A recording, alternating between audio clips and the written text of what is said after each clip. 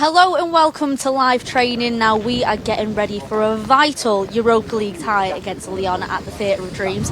As you can see, there is blistering sunshine here at Carrington Training Complex. We're loving every single second.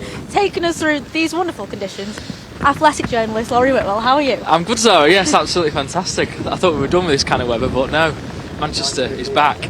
I thought we were as well, but you know what? Despite these conditions, there are plenty of smiles on the players' faces, a good vibe. We've seen that the manager, Ruben Amorim, has already come out. He's got his gloves on, he is ready, and smiles on his face is drawing this. That's what you want to see, that everyone is ready for action for this crucial Europa League tie. Yeah, there's a few snoods out in sort of mid-April, which is having been the case that it was, you know, blue skies and clear temperatures previously. Yeah, I think welcome back. Listen, this is what you want, right? A bit of earthiness, a bit of difficult weather to welcome you into a difficult match tomorrow. Obviously, a huge game, right? I think nobody's making any secret of the fact that this is potentially the key to, you know, a big summer ahead. If they can manage to go on and win the thing, obviously the finances that then come with Champions League qualification and the kind of prospect of silverware for Ruben Amorim to really boost his sort of credit as Manchester United head coach. But yeah, players out. We've got obviously Andre Onana and Altay Bayındır here. That's probably the big question, right? What does he do in goal for this game against Lyon? I mean, he will seriously want a squad that is competing with each other at all times. And at the start of the season, if we said that Altay and Onana were competing against each other, that's what you want. It brings out the best in these players. Yeah, for sure. You just would want it in a kind of different circumstance, I suppose, wouldn't you? Where you'd have Bayındır maybe making a really good performance in a cup competition and therefore pressing for in a Premier League game, not as it has been with Andre Onana making, you know, mistakes and having the, you know, kind of public sort of war of words, I suppose, with Nemanja Matic and then Andre, and then obviously making the mistakes in the game against Lyon, and Ruben Amorim making his call to rest him, to drop him, whatever kind of word you want to use for it. I think clearly if he'd not made those mistakes, he would have been in the team still. So you kind of have to feel that that's a major part of it. But let's see, you know, he obviously wants players that have got character and got personality, and obviously Andre Onana's got that, and you know, if he can start him against Lyon on Thursday, then it's a real big chance for him to show that he is good enough to be Manchester United number one long term. Now you can see that they're getting all the players together now, because it looks like we have got one of the infamous gauntlets that we've seen this season. So returning to this, we can see Johnny Evans is returning to good training today, which is great. I've clearly got better eyes than you, Laurie, from here. Well, I suppose Tom Heaton, he's been injured for a bit, hasn't he, as well? Is he back? You know, he's refusing to get in the gauntlet. So is it just for Johnny Evans then? That's what it looks like to me. I mean, we can see Tom Heaton around there as well. It seems like everyone's going to get thrown into the mix here. Heaton is going to get in. Yeah, it looks like he's going to have to do it. This will be great, though. I mean, this is a boost that is really needed ahead of this gigantic tie. Yeah, I mean, I think the thing is, you've got... Oh, there's a few of them there. I think you've got two players there. Oh, and that's Harry Amos as well going through, I think, given his first Premier League start. Yeah, I mean, Tom Heaton and Johnny Evans are two players that, obviously, towards the end of their careers, but came through United's academy, left, and then came back, and I think they actually are influential voices around the place. You know, they are two guys that understand what it takes to be a professional footballer, the dedication, the kind of, you know, the personality, the ups and downs that happen in the game. And I think they are really important people to have around the place, just to make sure that, you know, when you've got a new player coming through, that they're able to adjust to their first team dressing room and put an arm around them, or equally tell them the value. So I think it's good that they're back out on the training pitches. And then if we're just reviewing the previous game against Lyon, how did you find it? Because Ruben described it as there were moments where we were good, but moments where we weren't. Yeah, I think it was quite a positive game really for United, because they clearly showed that they do have the beating of Lyon if they all are able to perform to their best abilities. And obviously the issues were then the chances, and, you know, two goals that really shouldn't be conceded. There's also chances that Lyon could have taken, but their sort of shooting was awry. But I think United's chance creation was pretty good, and that they were on their front foot. So you kind of hope from a United point of view that they can actually just maintain that. I think Joshua Zirkzee being out is a big negative really, because for all the difficulties that he's had this season, you think back to that game against Newcastle when he got subbed off 30 minutes in, and the kind of reaction from the crowd.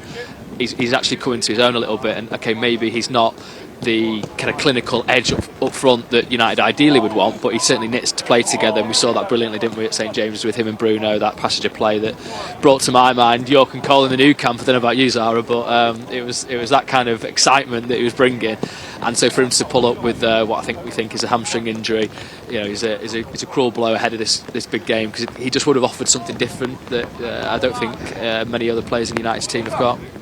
He would have. I mean, there are plenty of other players that have been able to come back from injury and help boost the squad depth that Ruben craves. One of them is Mason Mount, for instance, as we've seen that when he's come on the pitch, he has really been one of the bright sparks, hasn't he? Yeah, I've really liked watching him. I mean, what he does have, as well as the technical ability that I think we know, is that bit of edge. He sort of obviously, I think he took a booking for a tactical foul on one of his appearances early on.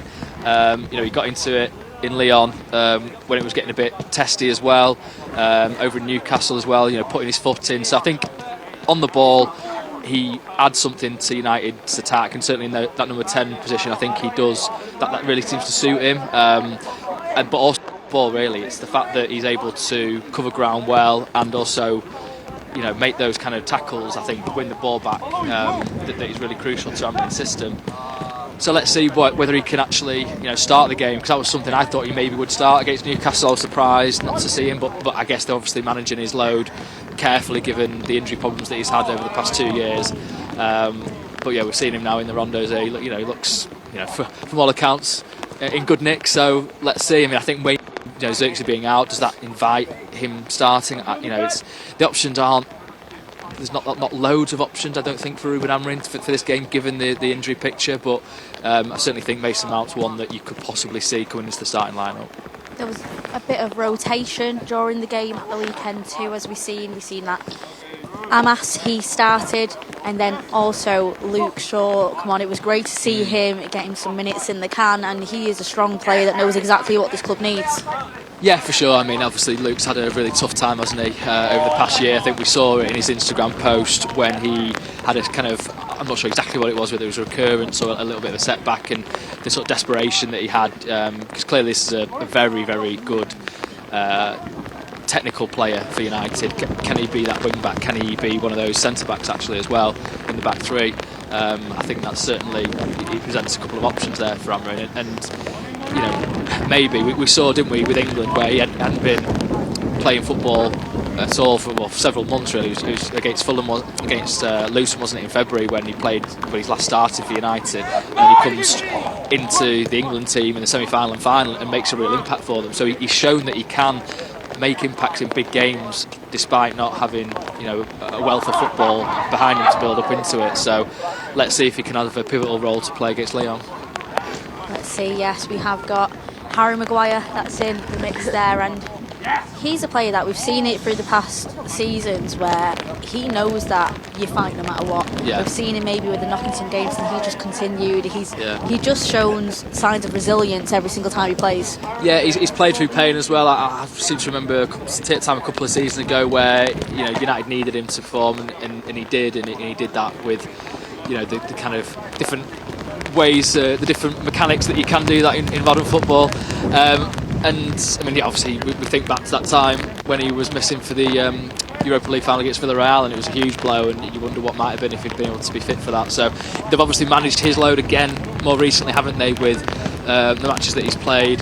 But I would expect, we're not seeing De Ligt here again, are we? So you'd expect Maguire to start in that centre-back role.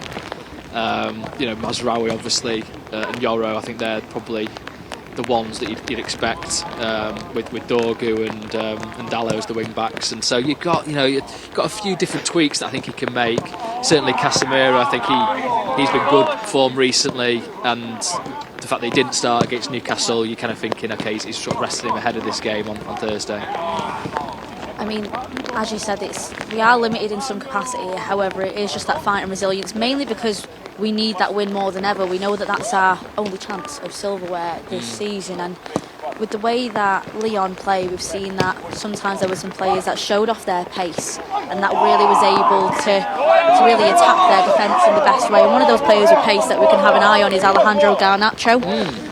What do you think about his skill going up against Lyon this time round? Yeah, this could be a really big night for him. I hope it is, because he's had a decent run of fixtures now that he's been playing in, and you're seeing signs of what he's capable of, certainly in the open spaces. I think just a couple of occasions his decision making hasn't been quite right.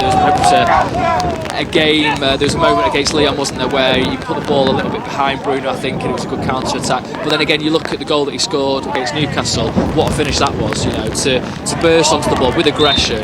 And you've got Diogo Dalot as well, again, crucially from that wing back role, going forwards with purpose, with intensity, passing at the right time to Garnacho. He stayed onside, played the offside track well, and then finished it, right foot, left foot, really good finish through the defender's leg.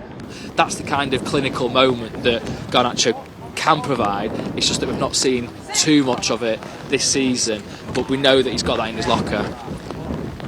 And in fact, we're seeing another player that's got a bit of creativity in his locker and clinical edge in his locker. Ahmad is over on his own, training with on the pitch. That's a good sight to see. It is a great sight to see, yeah. Ahmad has just arrived on the left of the pitches here at Carrington as well. So that's very positive news.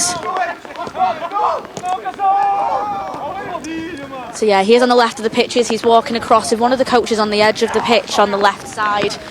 Really great news to see him back on grass, especially because we've seen his creativity multiple times this season. I mean, Manchester United fans everywhere seeing that, although it's at a distance, are going to be very excited. I think any sight of Ahmad, right? I mean, the news of him being injured, that ankle injury just before the Spurs game, was a real big blow. And I remember Amorim's press conference from that game where he was talking in very sort of major terms about how bad a week it had been, with the 3 midfield injuries that time as well, with the muscle injuries, and then Ahmad going down with his ankle. So we all thought he was out for the season. That was kind of what Amorim's view was at the time. Let's see if he's actually able to come back. They're now making noises, aren't they, that he's going to be back before the end of the season. Let's see exactly when he can do, because obviously there's not loads of matches left. Hopefully there's a few Europa League games yet, but still, that could be a huge boost. Semi-finals, final maybe. I mean, especially when you've seen clips of it. If you haven't seen it already, check it out on the Manchester United socials. There is a phenomenal video on there showing Ahmad's hard work in the gym before he's gone on to the pitches today as well. It shows the type of player he is, with the fact that he can come back so quickly when he was predicted to be out for the season. Yeah, it's obviously shown that he's done his work diligently in recovery. These things are obviously difficult to judge sometimes. It's not always a player doesn't quite do things correctly that means that they're not back sooner, but he's obviously, I think you do have to have that as a prerequisite if you are going to come back quicker than expected. So he's obviously a guy that absolutely loves football. I think you can see it in the way that he plays the game. You can see it when he speaks to us outside of the game, and obviously in his social media as well. I think you can see that he is somebody that is desperate to get back on, and there he is running away with it, with the ball at the moment, off on his own. I mean, that's exactly what you want to see. Especially because, as we said, he is such a key member of the squad. Yeah. Plenty of these players around. I think Ruben will just cannot wait to see him back in the squad for selection. Yeah, for sure. I mean, obviously, they'll have to wait a little bit of time. So, I mean, you're sort of thinking, can Cobby do something in this game? Can Mason, as you say, can Garnacho? They've got players of good quality. It's just making that difference in the right moment. And clearly it's going to be a tight game. I feel like it is, for all that United were able to create good chances against them. Clearly Bruno Fernandes is going to have to step up again. He's shouldered a lot of responsibility this season, but I think he thrives in that kind of environment, and let's see. I mean, let's see. Bruno Fernandes, as you said there as well, he could be crucial yet again on this game. But that is all about time that we have for this live training show today. Thank you so much for watching, and hopefully it is a lot warmer where you are to where you're watching tomorrow from. If you come into the game, make that's all I'll sure say. You do, and also make sure if you are bringing a brolly, there's a decent enough height difference so you don't get attacked with rain no matter what as well. We should have thought about that before this. Sorry, Zara. But make sure you tune into the live arrival show as well 4 o'clock tomorrow where you'll get to see that. But before all that, we have our press conference later on today, and the presser player is going to be Harry Maguire, so it'll be great to hear from him, such a huge character in this squad. That is at 1:30. Make sure you tune in on MUTV, and we'll see you then.